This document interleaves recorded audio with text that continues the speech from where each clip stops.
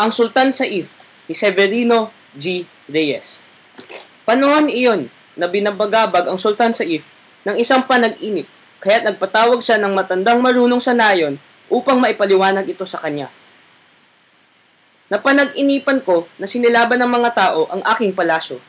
Nang maabot na ng apoy ang kamang aking hinigaan, ay bigla akong nagising, ang kwento ng Sultan. Nag-isip ang matanda at pumikit sandali. Mahal na Sultan Saif, aagawan kayo ng trono ng inyong mga kampon, sabi ng matanda. Hindi yan totoo, nananansya ka lamang. Ang mabuti po'y ipakulong ninyo siya, mahal na Sultan, sigaw ng Ministro Lur. Hindi alam ng Sultan Saif na ipinakulong ni Ministro Lur ang matanda at iniutos na paluin ito ng 25 beses. Minsan, nakipagtalo ang Sultan kay Ministro Lur dahil ang sabi nito, ang pagkakawang gawa, mahal na Sultan, ay nagagawa lamang ng mga may kaya. Subalit, kung hindi kariwasaan ang tao, ay hindi siya maaaring magkawang gawa. Mayabang na sabi ng ministro. Ngunit, may mga taong habang yumayaman ay lalong nagiging maramot at walang iniisip kundi sarili. Ang katwiran pa ay hindi akong pinagkalooban ni Bathala ng mabuting kapalaran upang maipamigay lamang sa kapwa, sagot naman ng Sultan. Upang mapatunayan ang kanilang pinagtalunan, naisipan ng Sultan na lumabas ng kanyang palasyo.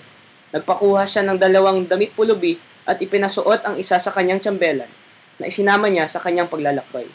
Walang sino man nakakilala sa mahal na Sultan Saif.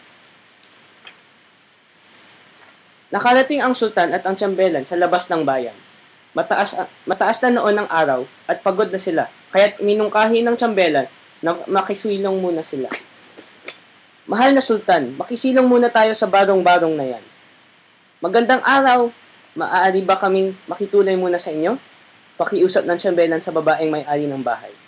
Pagod na pagod kami at gutom na gutom, pagpapakumbaba ng Sultan. Pinatuloy ng babae ang akalang mga pulubi. Ako si Senka, hintayin natin ang aking asawa, sandali, at parating na iyon. Isinilong lamang ang mga kambing sa lilim, malumanay na sabi ng babae. Dumating ang asawa ni Senka, na si Sen. Nang makita ang kanilang panauhin, ay naawa si Sen. Meron pa ba tayong harina? Tanong ni Sen sa asawa. Meron pang kaunti, sagot ni Senka. Naghanda ang mag-asawa ng pagkain hindi nila karaniwang inihahanda. Nang makapagluto, ay ginising na ni Sen ang 2 pulubi. Mga kaibigan, pagsaluhan na natin ang kaunting hain namin. Ako nga pala si Sen, pastol ng mga kambing. Isa itong piging na makahari, hindi bagay sa aming mga pulubi.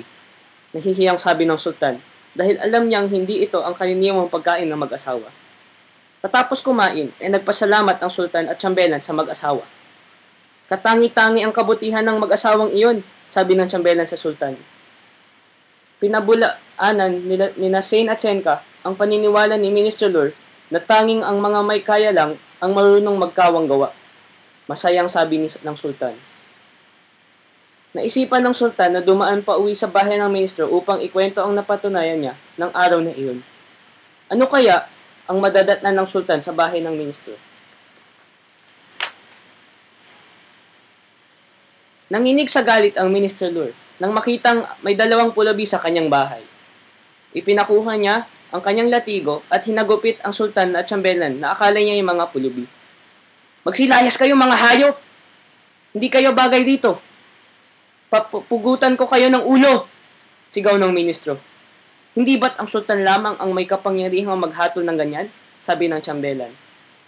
Mas makapangyarihan ako kaysa sa Sultan. Darating ang araw na ako ang magpapapugot ng kanyang ulo. Saka humalakhak na parang demonyo ang ministro. Kinabukasan, nagislan ng buong bayan na may nakatayong entablado sa liwasan ng katapat ng palasyo. Nakalagay ang kasindak-sindak na sangkalang pugutan ng ulo. Nagtipon ang lahat ng tao sa liwasan. Nang naroroon na ang lahat, ay saka nagsalita ang Sultan Saif.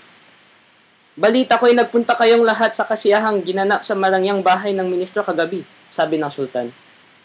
Kami pong lahat ay naroon parang isang tinig na sabi ng mga opisyales at mayayaman sa bayan.